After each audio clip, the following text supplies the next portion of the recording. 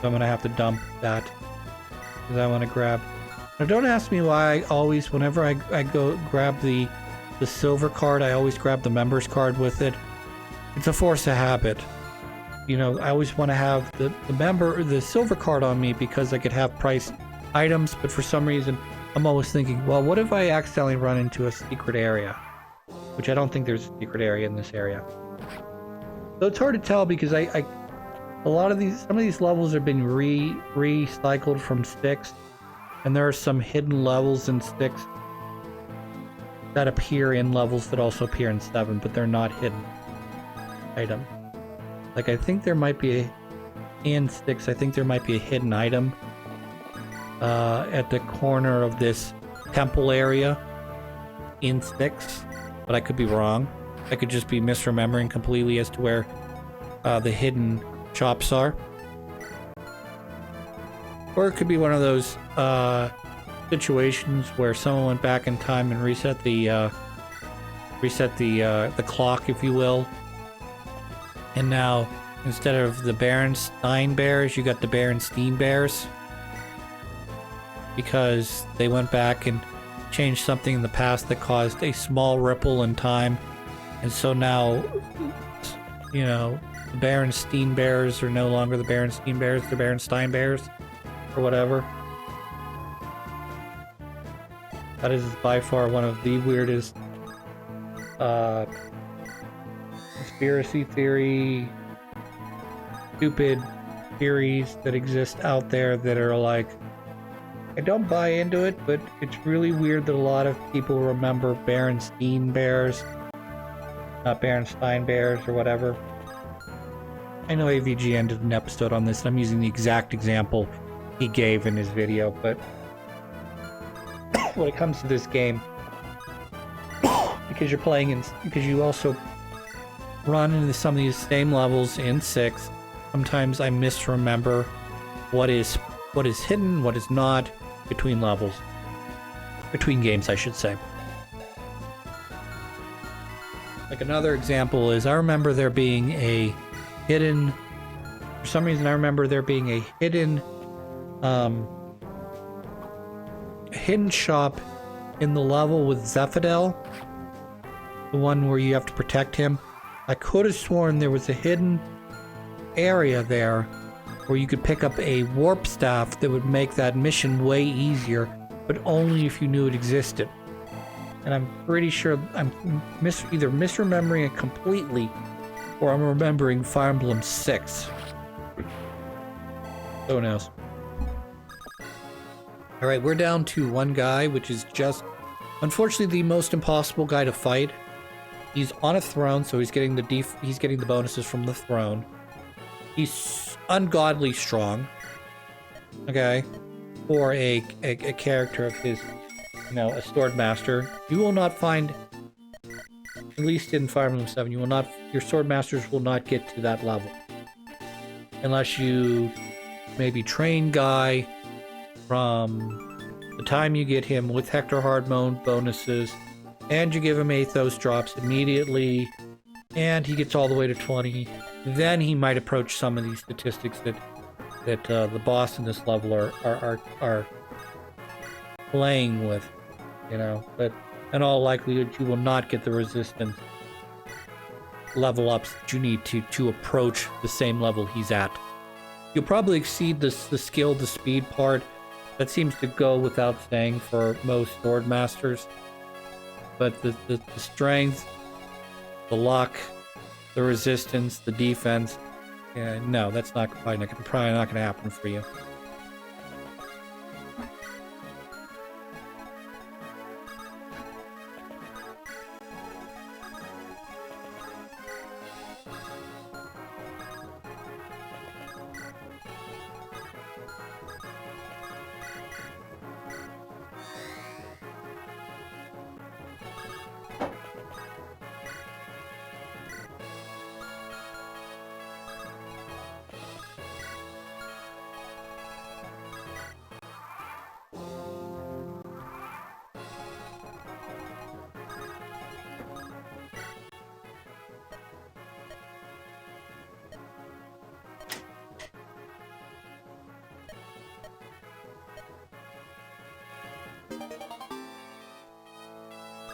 So I partly did that on purpose, in hopes that he would give different dialogue for Valdia, because she is a member of Burns' Wyvern Riders.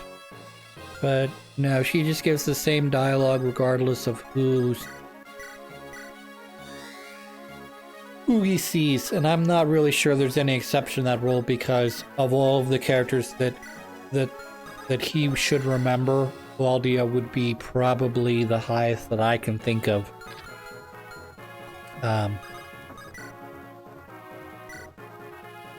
So that is probably 28 damage plus a 15% chance of critting on either one of them. Crit would be 3 times damage, so that would be, what, 45 damage if he critted 1 time. So obviously we're going to want to I think it works in such a way where if you attack him from distance, you get the magic portion of this, and if you attack next to him, you get the physical damage portion of this. So it differs in terms of if it's pulling from your defensive stat, or is it pulling from your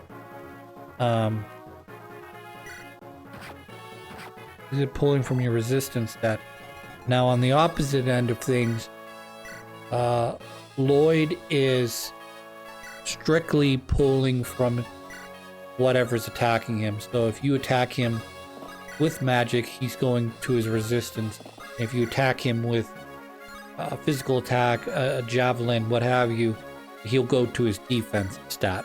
So there's not really a trade-off there, as much as I believe there's a trade-off depending on where you're putting your guy in terms of slot 1 or 2 spaces away from him. So I may have to rely heavily on my mages because I'm more concerned with that critical stat as well as our ability to hit. 46% chance would be a good trade. Even if he hit twice, it would be a good trade. But there's less than a 50% chance that you are going to hit. That's another great example. 50, like a little bit better than 50% chance of hitting, but very little chance that you're actually going to survive. That's another one with Elowood. Doubling with critical chance means you have twice the number of chances for him to hit the crit. Drives me nuts. So we may just, like I said, we may just roll our turn over. I did think about using barrier on some people, maybe. I don't know if that's going to be worth anyone's time or not. Probably not.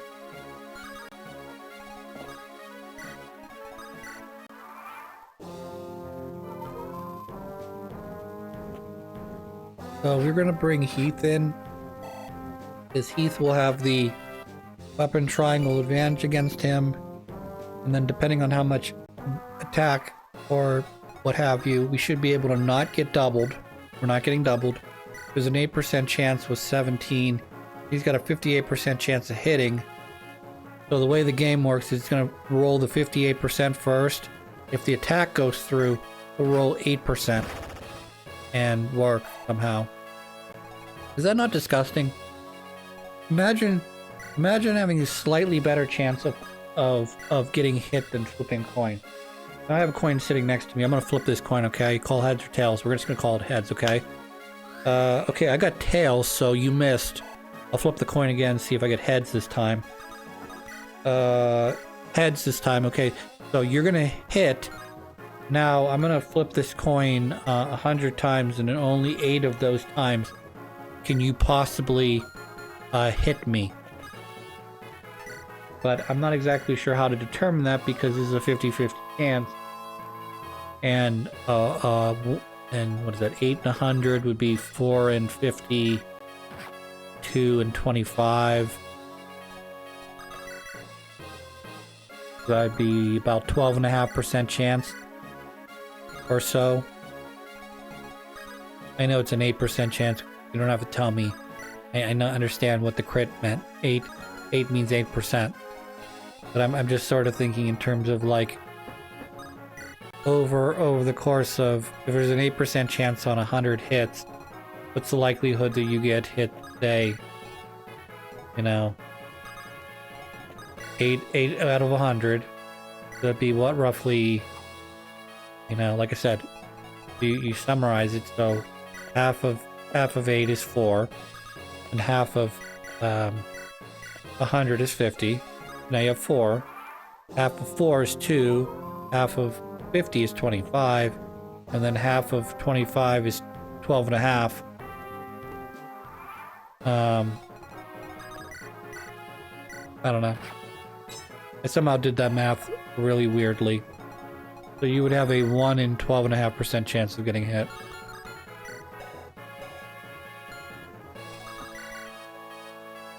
I know that doesn't make sense. I'm talking on my asshole at this point. In terms of probability.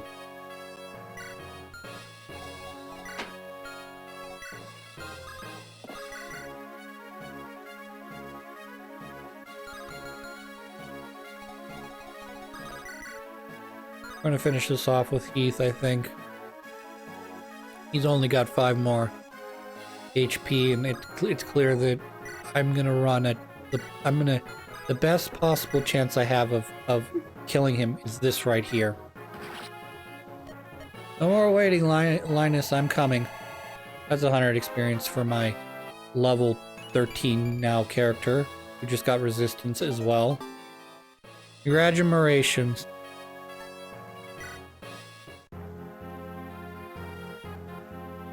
Alright, we're gonna hop over here into Hector's mode. He's now classed up. I chose to bring Stain with me in this level. Why? Because there are 3 thieves, all of which have treasure keys in them.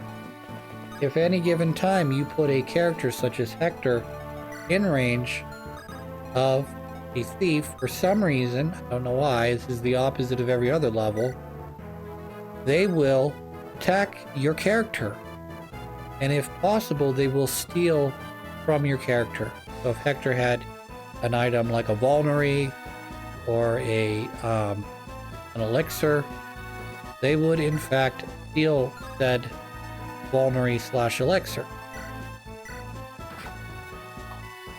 Alright, that guy's dead. I have 1 more silver axe use, that's fine. Get a backup silver axe in my back pocket. When one gets used up, the next one will go. Credit on that one, that's great. Again, for some reason, the thief is going to come down and attack Hector for some reason. I don't know why he did this. A bit confusing. I thought he'd run away and I'd have to chase him with Hector, but apparently the game was like, nah, we programmed the thieves to attack you instead.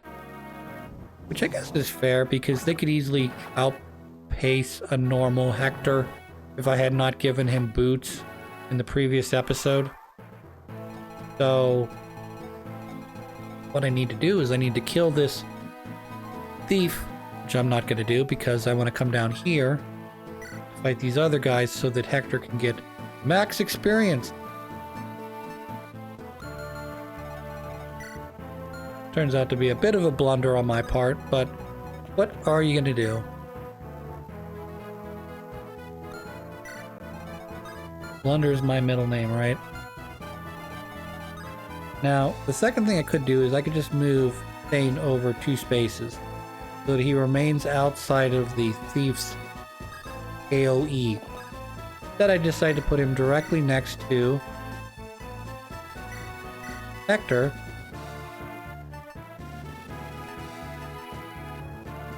which is not necessarily a mistake what I'm doing right here. Now the thief will come down and attack Thane instead of running away, and then when he attacks Thane, he'll die. But I do have to keep in mind there's 1 more thief left on the board. And if I get him within range of the thief, he will steal something off of Hector.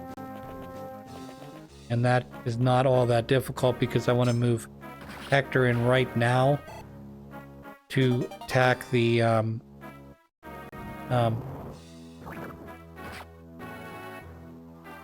these guys, and in doing so I'm not smart enough to realize that. But yeah, the thief's gonna come over and steal my shit, i.e. my what do they call that? Elixir. Now, however, there is a actual thing that went serendipitously about this. Oh, maybe, I guess.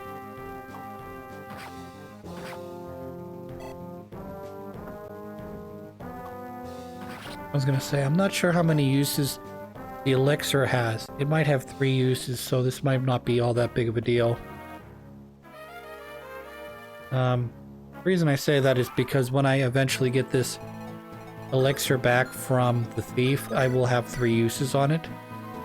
And I was thinking like, I somehow cheated the game and got 3 uses out of something I shouldn't have gotten 3 uses out of. I.e. I picked up like 2 extra uses, but now that I think about it, I think the elixir had 3 uses already, so I don't know. We'll see.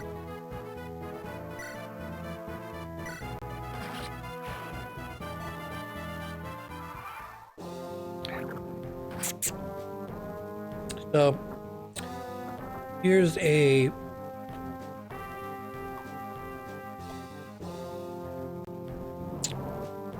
little information that no one needs to know. My niece is getting older. She's going to be 3 here very soon. And they have got her, we'll say, more or less potty trained. Which, in terms of being on, quote-unquote, on schedule, getting these things done, every kid's going to be different. My brother Greg he had a bit of a mental block. He was type A, which generally is a nice way of referring to someone who's anal retentive, i.e. basically wants to control everything. And usually the reason why they call it anal retentive is because they basically want to control even their poop. And he is pretty much the definition of that in many ways. That being said, my brother Greg, as I've mentioned in other episodes, he's not bad. I mean, if my brother Greg was bad, he would. My parents asked him to do a chore.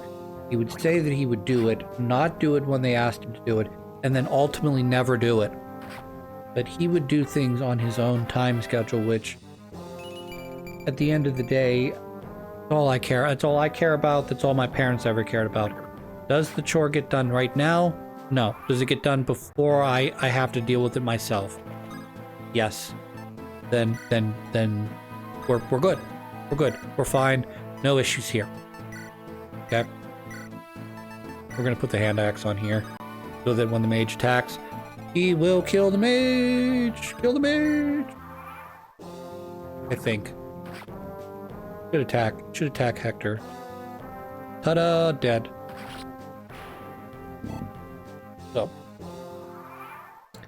But anyways, my niece is I wouldn't say officially potty trained. I'm sure she'll have maybe have another, have an accident here or there. But she is going to the bathroom on her own now. I.e., I have to pee, I have to poop. I'm going to go into the bathroom and call my parents, dad or mom, when I am ready to be wiped up, essentially. So, yeah, I understand she's about one small step away from really fully becoming self-sufficient in that regard. But in terms of potty training, for all purposes, consider that you're potty trained. Now, I will say one very, very large caveat right now.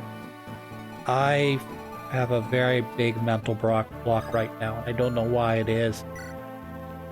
And I'm trying not to cause it, but I'm doing it right now. I have an aversion to it. I can't even say it without gagging. So we're not going to toss this. Great.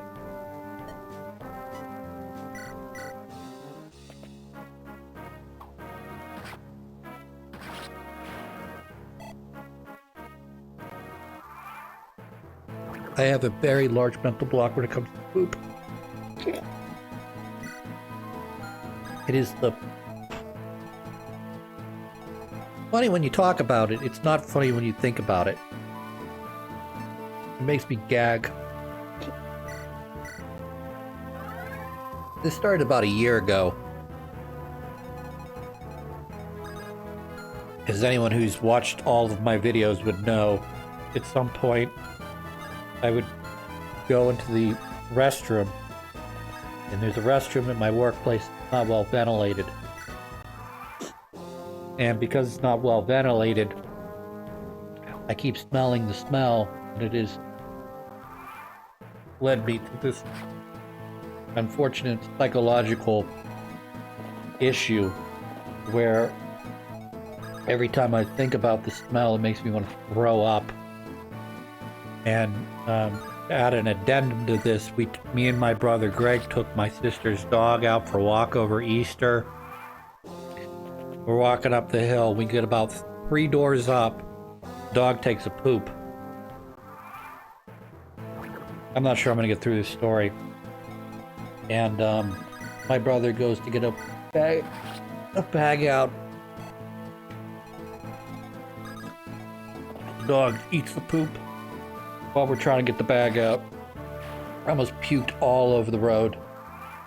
Awful.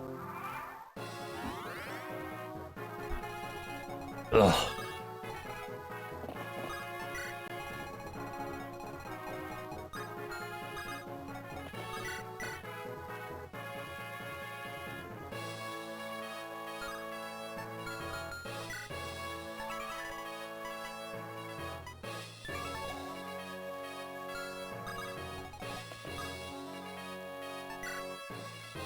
That shit is very real. That shit is very fucking real. I don't know what the I understand the events that led up to this, but I don't know how to undo this. And this is gonna be, if I ever have kids, it's gonna be my #1 hurdle to get over, at least in the short term. Is eventually the kid is going to take a dump, and I'm going to have to clean his or her diaper up, and I don't know how I'm going to do it without puking all over my kid.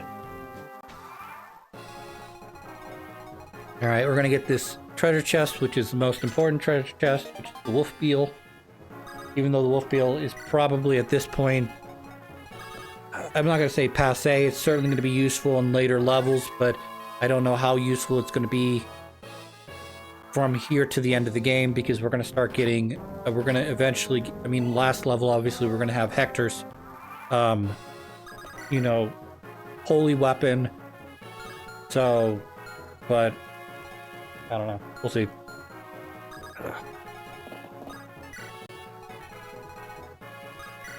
We're just going to pass these turns so we don't accidentally kill ourselves, because I can't out and out kill him without the good possibility of me dying.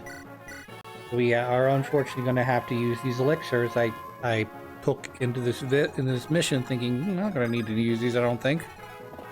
End up using them right here. He has not missed the entire time either. So gross. And in Hector's hard mode, you are allowed 2 characters. In Hector's normal mode, you're allowed 3. In Elowood's mode, you don't play this mission. Men destroy.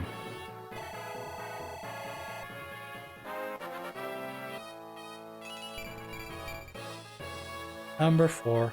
I've reached level 4. Unfortunately, I'm gonna have to toss out the elixir, because I accidentally forgot I don't have Marlinus on this stage.